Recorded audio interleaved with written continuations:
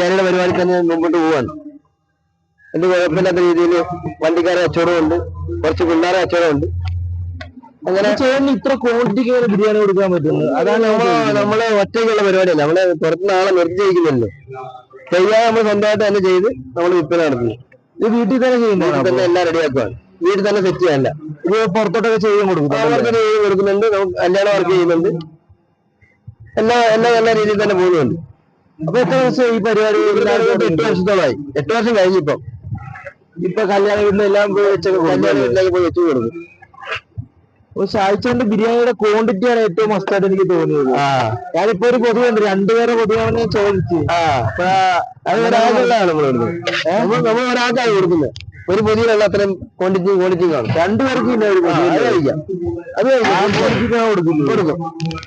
നമ്മൾ ആരും പുറത്തുനിന്ന് പഠിക്കാൻ ഒറ്റക്കുള്ള പരിപാടി. ഞാനും വൈഫും കൂടെ ഉള്ള പരിപാടി ചെയ്യുന്ന എന്തെങ്കിലും ബിരിയാണി ചെയ്യുന്നു? ബീഫും ചിക്കനും എല്ലാം ചെയ്യും.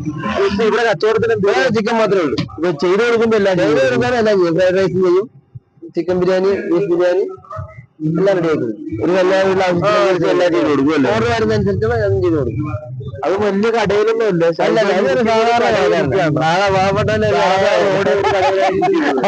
അന്നത്തെ ഈ ക്വാണ്ടിറ്റി കൊടുക്കുക.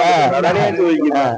റോട്ടിലുള്ള ഒരു ബോർഡൊക്കെ വെച്ച് ഈ ഒരു കടയിൽ നിന്നാണ് ഈറ്റ കൊടുക്കുന്നത്. അതാണ് ആ ഒരു മനസ്സാണ് വലുത്. ആൾക്കാരും മനസ്സും വയറും നിറയണം അല്ലേ, അതാണ് ഉദ്ദേശിക്കുന്നത്. ഈ ഒരു കടയിൽ കൊണ്ടുപോകുന്നത് ശ്രമിക്കരുതായിരിക്കും. അതാ ചോദിച്ചു. അവർ ഓൺലൈനൊക്കെ വിൽക്കുന്നത് എല്ലാവരും ഇത് ചെറിയ കണ്ടെയ്നർ ഒക്കെ കൊടുക്കുന്ന. ഇത് കണ്ടെയ്നർ പോലല്ല, പേപ്പർ 2 പേർക്ക് ഇന്നാളുള്ളതല്ല. ഒരു ബിരിയാണിക്കുള്ള ക്വാണ്ടിറ്റി എടുക്കാവോ? ഇപ്പൊ നിങ്ങൾ നേരിട്ട് കണ്ടു ഒരാൾക്കുള്ള ക്വാണ്ടിറ്റി ഒക്കെ എടുക്കും.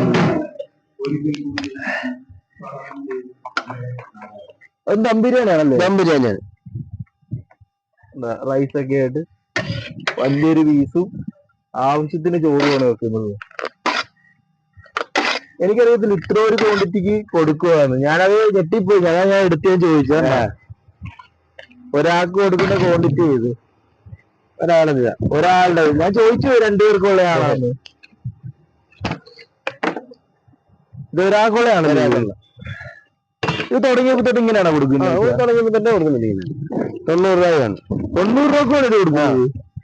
90 രൂപയാണ്. ഇപ്പൊ ഞാൻ ഉദാഹരണം പറയാ വെച്ചാൽ, ഞാൻ ഇന്നലെ ഒരു ബിരിയാണി മേടിച്ചു നമ്മുടെ ആലപ്പുഴയില്.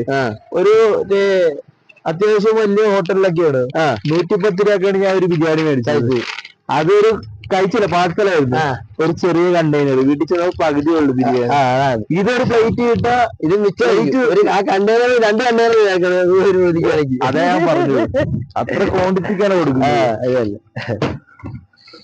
ഇപ്പൊ എത്ര ഈ ഒരു ലൊക്കേഷൻ കിട്ടും? 8 വർഷത്തോളമായി. 8 വർഷം കൊണ്ട് ഇവിടെ തന്നെയാണ് ഇരിക്കുന്നത്. അത് ഹൈവേലായിരുന്നു. ഹൈവേ പൊളിച്ചപ്പോഴെല്ലാം ഇങ്ങോട്ട് ഹൈവേ വികസനമായപ്പോ ഒരു ബോർഡ് ഇങ്ങനെ അവിടെ വെച്ച് ഇവിടെ ഇരിക്കുകയാണ്. വെങ്ങടെ മോനായിരുന്നു പിന്നെ ഇടയ്ക്കിരുന്നത്. മോനും ഇടയ്ക്കുണ്ടായിരുന്നു. പിന്നെ വെങ്ങടെ മോനായി. വെങ്ങടെ മോൻ ഇപ്പം മരത്തില്ലാതെ ഞങ്ങൾ ഒറ്റയ്ക്കായി. ഒറ്റയ്ക്കുള്ള വീട്ടുകൊണ്ട് അല്ല, പുറത്തുനിന്ന് ആരെയും നിർത്തിയിട്ടില്ല. ഒറ്റയ്ക്കുള്ള പരിപാടി അത്രേ ഉള്ളൂ. ഇതൊക്കെയാണ് ബിരിയാണിയുടെ കിടം. അത്രേ ഉള്ളൂ. അപ്പൊ ഈ ലൊക്കേഷൻ തന്നെ അവിടെ? ഇത് ലൊക്കേഷൻ വണ്ടാനം മെഡിക്കൽ കോളേജിന്റെ കിഴക്കുവശം.